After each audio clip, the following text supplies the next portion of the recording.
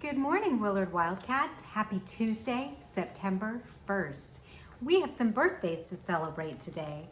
Happy birthday to Kian C. We hope you have a wonderful birthday on this Tuesday. We are celebrating the IB attitudes of curiosity and creativity this month in September. We are also celebrating the learner profile characteristic of being an inquirer. Being an inquirer means we ask questions of the world around us. Be sure to take notes of your questions, remember them, and discuss them when you eat meals with the people in your space. Today, we're going to read a book called The Talking Eggs. It's a Caldecott winner, and it is also a winner for Nonviolent Social Change, a Coretta Scott King Award winning book. It's one of my absolute favorite folk tales, The Talking Eggs. It's a folk tale from the American South. One hot day, the mother sent Blanche to the well to fetch a bucket of water. When the girls got there, she found an old woman wrapped in a raggedy black shawl, near fainting with the heat. "Please, child, give me a sip of water," the old woman said. "I'm about to die of thirst." "Yes, Auntie," said Blanche, rinsing her bucket and dipping up some cool, clean well water. "Drink what you need." "Thank you, child," said the old woman when she'd taken a swallow after swallow of water. "You got a spirit of do right in your soul. God is going to bless you." Then she walked away down the path that led to the deep woods. Aren't the illustrations beautiful? When Blanche got back to the cabin, her mother and sister hollered at her for taking so long. This water's so warm, it's near boiling," shouted Rose, and she dumped the bucket out on the porch.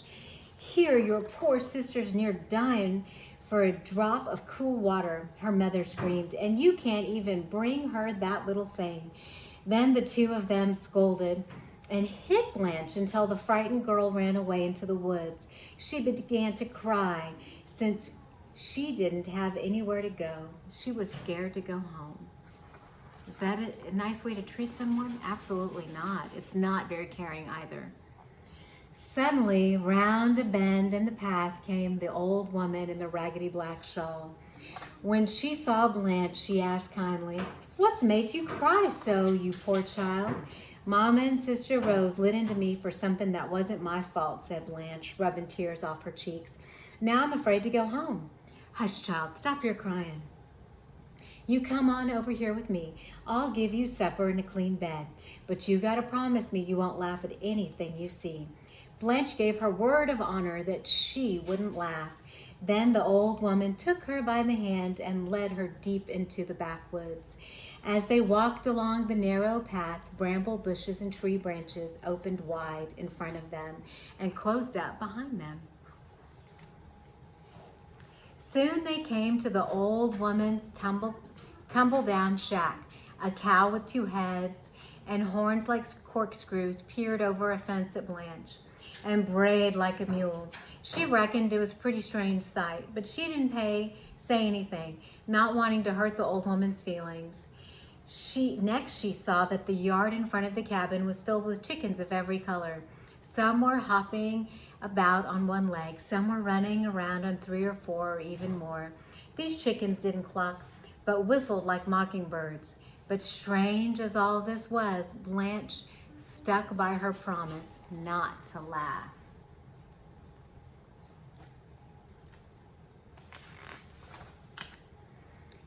When they got inside the cabin, the old woman said, "Light the fire, child, and cook us some supper."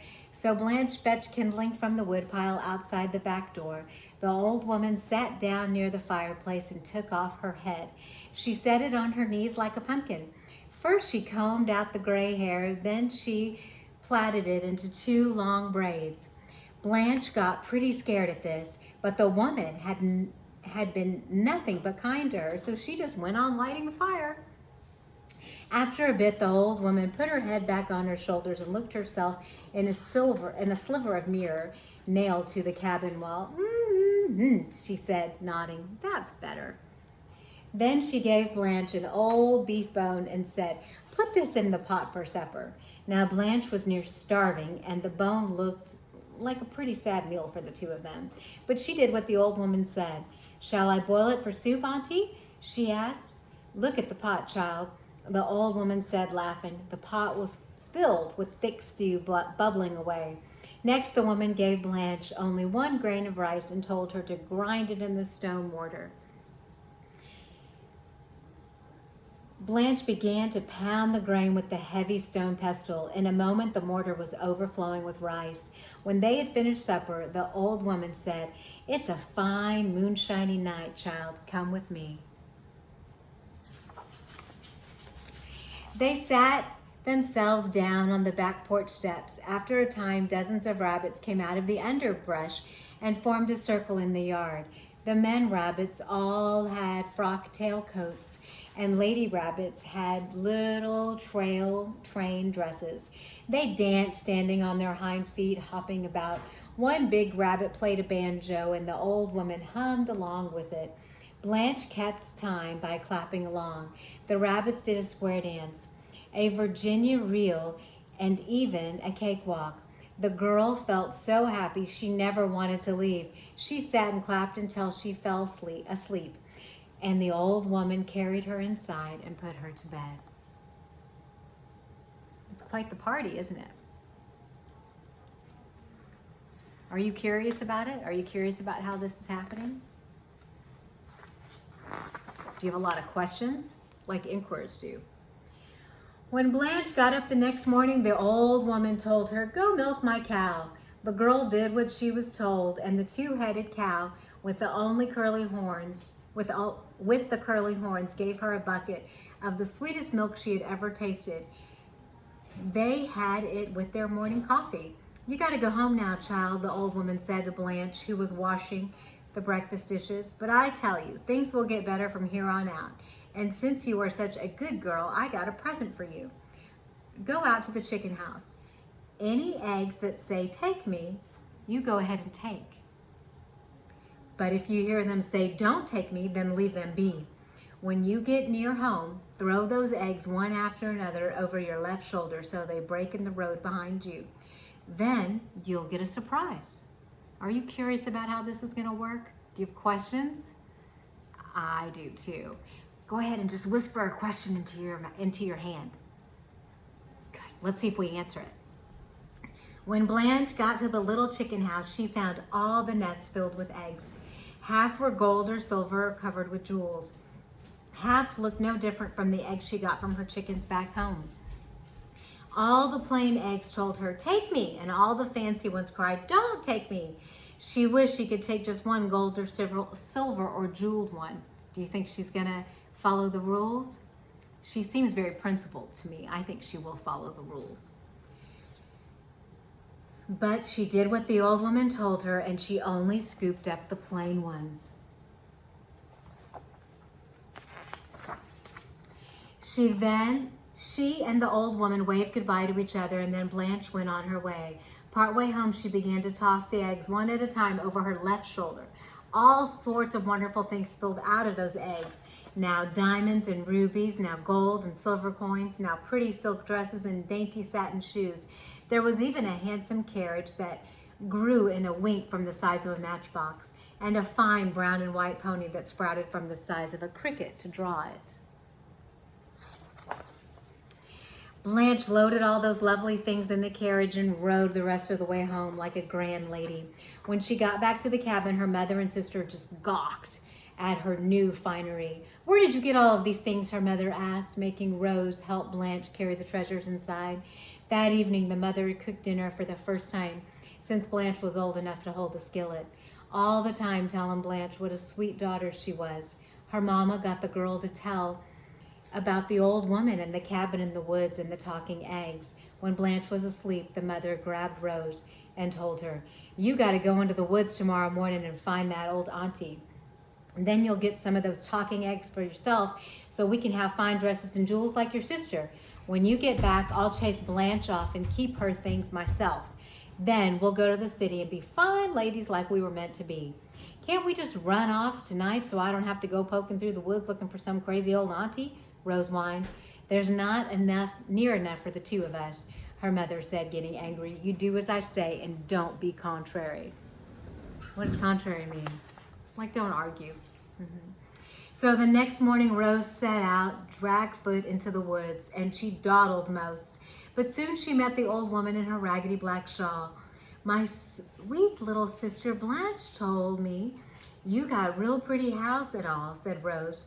I'd appreciate to see it. You can come with me if you mind to, said the old woman, but you got to promise not to laugh at whatever you see. I swear, Rose said. So the old woman led her through the bramble bushes and the tree and the branches in the deep woods. You think she's going to laugh? Are you using your picture clues? But when they got near the cabin and Rose saw the two-headed cow that brayed like a mule and the funny-looking chickens that sang like mockingbirds, she yelled, if there ever was a sight, that's one. That's the stupidest thing in the whole world. And then she laughed and laughed until she nearly fell down. Did she follow the rules? Is she being principled? Nope, nope, nope. Said the old woman, shaking her head. Inside, Rose complained when she was asked to start a fire, and she wound up with more smoke than flame. When the old woman gave her a bone to put in the pot for supper, Rose said crossly, that's going to make a mighty poor meal. She dropped it in the pot, but the old bone remained a bone. So they had a thin soup for supper. Is that the same as it was before? Nope. When the old woman gave her 1 grain of rice to grind in the mortar, Rose said, that sad speck won't hardly feed a fly. She wouldn't lift the pestle, so they had no rice at all. Said the old woman, muttered. Rose went to bed hungry. All night long she heard mice scratching under the floor and screech owls clawing at the window. In the morning, the old woman told her to milk the cow. Rose did. But she made fun of the two-headed creature, and all she got was a little sour milk, not fit for drinking. So they had their breakfast coffee without cream. When the old woman lifted her head off her shoulders to brush her hair quick as a wink, Rose grabbed that head and said, I'm going to pay you back. I'm not going to put you back together till you give me the presents like my sister got. Oh, how terrible, right? Aw, child, you're a wicked girl, said the old woman's head. But I got to have my body back, so I'll tell you what to do. Go to the chicken house and take those eggs that say take me, but leave the ones that cry don't take me. When you toss those eggs over your shoulder when you're on your way home, that's when you'll get your prize. To be sure, the old woman wasn't playing a trick. Rose set the old woman's head on the porch while her body sat groping around the cabin. Then she ran to the chicken house. Inside, all the plain eggs cried, take me, while the gold and silver one said, don't take me. You think I'm fool enough to listen to you pass up the prettiest ones? Not on your life. So she grabbed all the gold and silver and jeweled eggs and kept yelling, don't take me, and off she ran into the woods by them. As soon as she was out of sight of the old woman's cabin, she tossed the eggs right over her shoulder as fast as she could. But out of the shells came clouds of whip snakes, toads, frogs, yellow jackets, and a big old gray wolf. These began to chase after her like pigs after a pumpkin. Hollering bloody murder, Rose ran all the way to her mother's cabin. When the woman saw the swarm of things chasing her daughter, she tried to rescue her with the broom. But the wasp and the wolf and all the other creatures wouldn't be chased off, so mother and daughter hightailed it in the woods with all the animals following them. Did she follow the rules? Was she principled? When they returned home, angry and sore and stung and covered with mud, they found Blanche had gone to the city to live like a grand lady, though she remained as kind and generous as always. For the rest of their lives, Rose and her mother tried to find that strange old woman's cabin and the talking eggs, but they could never find that place again. I have so many questions. I'm so curious about what you thought about that story. It's one of my favorite folk tales. Wildcats, remember, we are safe, respectful, and responsible. Have a wonderful day, and I'll see you on Wednesday.